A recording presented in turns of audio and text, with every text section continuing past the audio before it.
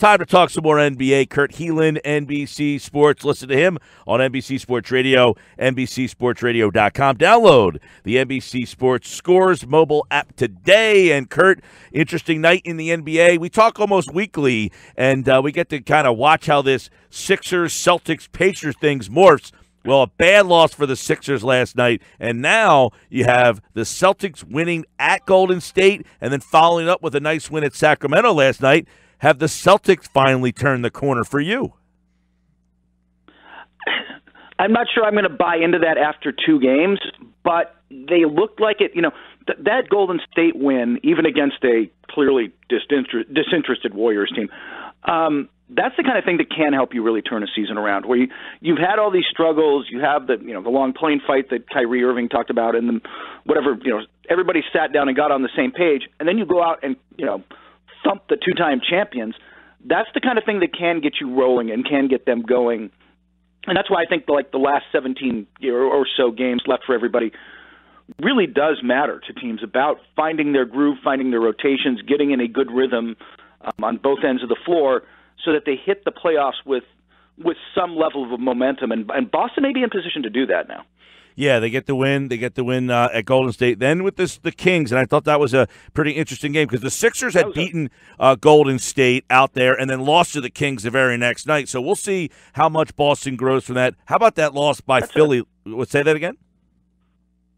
That's a hard back-to-back because you go from Golden State to the Kings. A, they're pretty good. B, fastest pace in the league. They run you into the ground. Second night of a back-to-back. It's rough on teams. And then you get the Sixers loss at Chicago. Well, a bizarre way that game ended where they had to rerun the play and do it again. But, they lose in Chicago last night. They're up pretty big. It looks like they're in control. And it always comes back to, is this the players? Is this Brett Brown? What happened at the end of that game last night that didn't look like the players switched or knew what was going on? It was just another bizarre ending for the Sixers. Yeah, I think first off, to be fair, Bulls are actually playing pretty well. There's 8-7 in the last 15 games with a positive net rating. Otto Porter, by the way, my favorite story out of that whole thing is that Otto Porter couldn't be out for the redo of the overtime because he'd already gone into the NBA. He was, how should we put this, mid-stride in the NBA's drug testing process, and he could not go back out, so they had to sub somebody in for him. And that said, to me, yeah, they missed a switch. It looked ugly. They just missed Joel Embiid in the middle. They miss having somebody they can funnel to and count on back there in the same way, and they just don't defend as well when he's not out there. And they missed him at the end of that game. So, and they missed him at both ends. They need to get him back. I mean, I think we're at 7 games now. They need to get him back and get their groove going before the postseason. Yeah, would you you just mentioned the Bulls are playing much better, but the Sixers are up pretty big. They are on the back-to-back, and no Embiid. But would you characterize that as a bad loss under the circumstances of how it went down? And then even the final 2 play, they got another crack at it, and I don't know what they were trying to do on either play. No, that was not pretty. And it is a bad loss in this sense. I mean, you talked about it. They've got to get by. Somebody's got to get by Indiana because neither Boston nor Philadelphia want each other in the first round now. I think you've got one advantage. The Pacers are about to head into a brutal stretch of their schedule. They're about to head into a really, really tough stretch, and they should come back a little bit. But these are the kind of wins that you need to make sure that you have home court in the first round at least, and B, you avoid getting Boston in the first round because even if you can beat them, that's going to be a taxing series, much more so than, frankly, Indiana or anybody else. Yeah, and then, of course, Milwaukee at the top of that list. They play Indiana tonight. You're right. Indiana's got a brutal schedule coming up. We talked a little bit about it on yesterday's show. They've got the 4th most difficult schedule in the East. So when the dust settles, if they are in the 3 spot, Kurt, they earned it.